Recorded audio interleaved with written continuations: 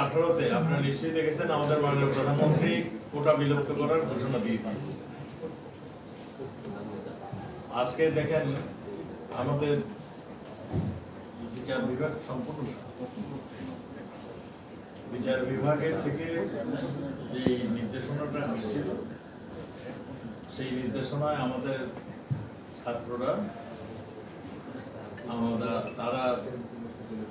তারা মনে করেছেন যে তাদের যেটা চিন্তা ভাবনা তার থেকে তাদেরকে দূরে সরিয়ে দেওয়া হচ্ছে, সেই জন্য তারা রাস্তায় চলে এসছে। আমাদের নিরাপত্তা বাহিনী, বিশেষ করে পুলিশ, আমরা বলেছি যে আমাদের ভবিষ্যৎ প্রজন্ম এরা অত্যন্ত মেধাবী, যারা এদের ডিমান্ড যেটা আছে আমরা শুন, কিন্তু শোনারও একটা লিমিট বোধ হয় থাকে। তারা বোধ হয় এগুলি ক্রস করে যাচ্ছে।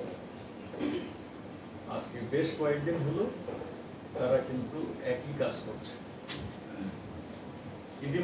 ইতিমধ্যেই আপনারা দেখেছেন সুপ্রিম প্রধান বিচারপতি একটা নির্দেশনা দিয়েছেন। তিনি স্পষ্টতর বলেছেন যে নির্দেশটা হাইকোর্ট দিয়েছেন ওইটা স্থগিত। পরবর্তী যে একটা মামলা চলছে সেই মামলাটির রায় না হওয়া পর্যন্ত এটা স্থগিত। এখন কাজেই যে হাইকোর্টে যে নির্দেশনা দিয়েছিল এখন সেটা অচল, সেটা এখন নেই। এই ক্ষেত্রে আমার মনে হয় ছাত্রদের এগুলি বোঝা উচিত, জানা উচিত যে এই রায় যখন নেই তারা আন্দোলন করছে।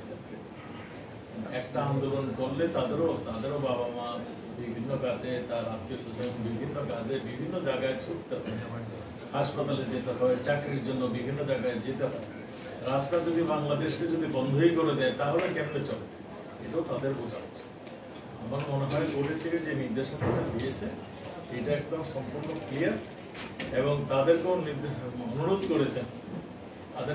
করেছেন তাদের যদি কিছু বলার থাকে তাহলে তারাও যেন কোর্ট তাদের কথা শুনবে, তারা যেন কোর্টে এসে তাদের সাবমিশন, তাদের যা বলে সেটা সাবমিশন, এটা একদম স্পষ্ট সুন্দরভাবে বলে দিয়েছেন।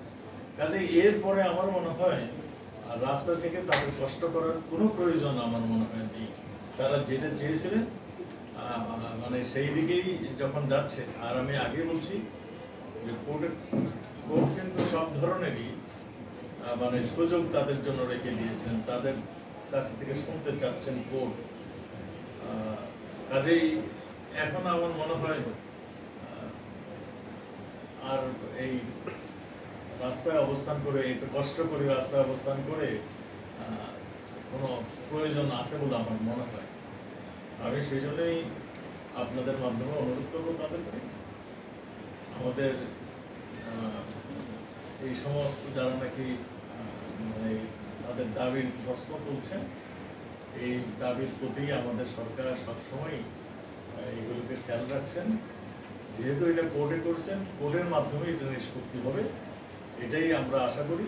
এবং সুন্দর একটা মানে আমাদের দিক নির্দেশনা আমাদের দিয়েছেন, প্রধান বিচারপতি দিয়েছেন। এরপরে আমার মনে হয় কিছু বলার, তারপরে যদি তারা অবস্থান নেয় 3:30 থেকে তাদের আছে, সেক্ষেত্রে আপনাদের অবস্থান কি হবে?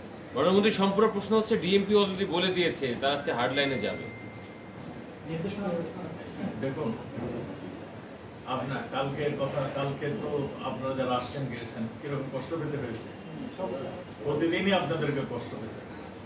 কাজেই আমি তো অনুরোধ করছি যে আমাদের এই কোমলমতি ছাত্ররা, আমাদের এই যে নতুন প্রজন্ম যাদের নিয়ে আমরা গর্ব করি, তারা যেন এইখানে কষ্ট না করে তারা যেন কোর্টে যে নির্দেশনা দিয়েছে তাদের যদি কিছু বলার থাকে তারা যেন কোর্টে তাদের উপস্থাপন করে তাদের নির্দেশ। আর এইখানে অযথা আর এই ভিড় না করে এইখানে এগুলি করতে গেলেই তারাও যে বসে থাকবে, তাদের লেখাপড়া ছেড়ে আর জনগণের দুর্ভোগ হবে, এইটাও যেন তাদের মাথায় থাকে। না শুনলে পুলিশের অবস্থান ছিল আর দেখুন আমি পরিষ্কার রাস্তা পরিষ্কার করা পুলিশ তো বাংলাদেশের মানুষ, এরা তো আমাদেরই সন্তান, আমি সবসময় বলছি। কাজেই এদের কথা আমরা শুনেছি, কোর্টের কথা শুনেছি, আমরা আপনাদের মাধ্যমে তাদেরকে অনুরোধ করছি, তাদের জানিয়ে দিচ্ছি তারা যেন স্ব স্থানে তাদের শিক্ষাক্ষেত্রে বিদ্যালয় বিশ্ববিদ্যালয়ে তারা যেন ফেরত চান, তারা যেন তাদের লেখাপড়ার কাজে মূলত। আর এটা তো বিসিএস ক্যাডার কিংবা যেই বলে, এখানে তো মেধাবী ছেলেরাই চান্স পায়, আর যারা নাকি মেধাবী নন তারা তো এখানে চান্স পাওয়ার কোনো যোগ্যতাই রাখে না। কাজে এখানে মেধাবীদেরই চান্স পাবে, এটাই যেমন সত্য, তেমনই আমাদের মাননীয় প্রধানমন্ত্রী 18 সালে যেটা ডিক্লেয়ার করেছেন সেটাই তো এখন বলা করে দিয়েছে। আর তারপরও পৃথিবীর অনেক দেশে এই ধরনের কোটা রয়েছে।